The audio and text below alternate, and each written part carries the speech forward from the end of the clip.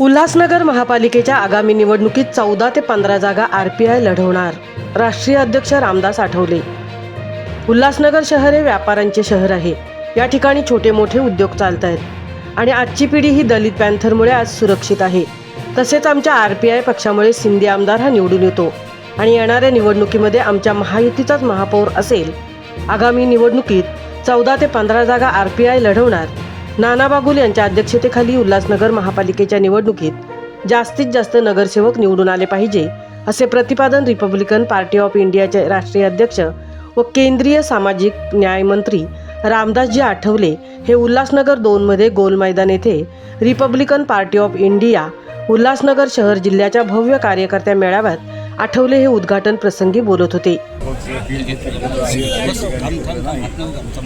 Republican पक्ष सुद्धा निवडणुकीमध्ये महायुतीसोबत आहे, बीजेपीसोबत आहे, राष्ट्रवादीसोबत आहे, शिवसेनेसोबत आहे आणि काही ठिकाणी तो बळाव सुद्धा आम्ही त्या ठिकाणी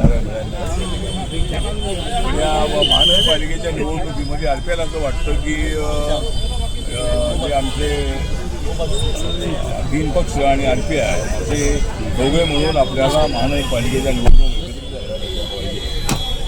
आणि जर काय मतभेद झाले तर मला असं वाटतं की पाहूया मतभेद उठवण्यात आमचा प्रयत्न आहे आणि एकत्रितपणे निवडणुका घडलो तर सगळ्या ठिकाणी आपल्याला मिळणारच आहे आणि जर काही ठिकाणी युती झाली नाही तरी निवडणुकीनंतर आम्ही सगळे एकत्र. त्यामुळं आमच्या सरकारला कसली अडचण अजिबात नाही. आम्ही सगळेजण अत्यंत विचारपूर्वक आम्ही एकत्रित झालेलो आहोत. महाराष्ट्राच्या राजकारणामध्ये लोकल बॉडीच्या निवडणुकीमध्ये सगळ्या कार्यकर्त्यांना संधी मिळावी. अनेक वर्षांतर निवडणूक होत आहे म्हणून आम्ही असा निर्णय घेतलेला आहे की ज्या ठिकाणी होईल त्या ठिकाणी युती करायची, ज्या ठिकाणी होणार नाही त्या ठिकाणी आपण करायची नाही, जास्त बोलायचं नाही अशी त्याची आम्ही ठरवलेली आहे.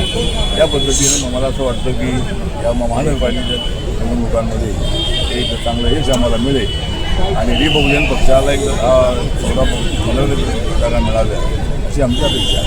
राज ठाकरे आणि उद्धव ठाकरे एकत्र आलेले आहेत, याविषयी काय प्रतिक्रिया? राज ठाकरे आणि उद्धव ठाकरे आगामी निवडणुकीमध्ये एकत्र आलेले या संदर्भात काय म्हणतात? मला वाटतं की उद्धव ठाकरे आणि राज ठाकरे एकत्र आले असले तरी नगरपालिकेच्या निवडणुकीमध्ये त्यांचं कुठं काही नाही आणि दोघे जरी एकत्र आलेले असले मुंबईसाठी उद्धव ठाकरे आणि त्यांच्याबरोबर युती केलेली आहे आणि आपल्या पायात लोंढा म्हणून घेतलेला आहे. त्यामुळं महाविकास आघाडीमध्ये फूट झालेली आहे आणि फक्त उद्धव ठाकरे आणि राज ठाकरे एकत्र येऊ त्याला महाराष्ट्राच्या राजकारणामध्ये जसं हे सर्वात मिळणार आहे.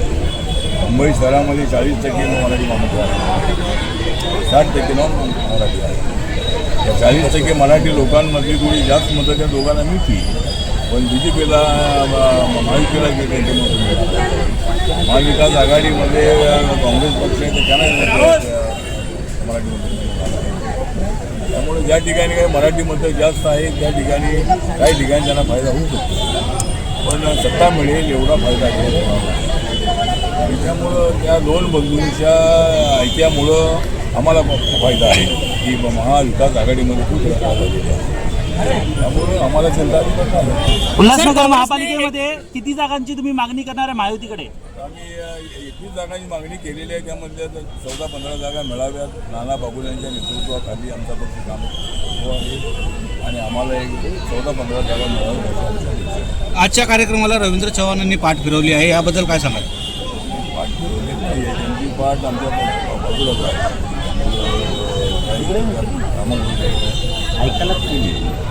परंतु रवींद्र चव्हाण आमच्या सोबत आहे, श्रीकांत आमच्या सोबत आहे. त्यामुळं ते जरी आले नसले तरी स्थानिक नेते या ठिकाणी आलेले आहेत.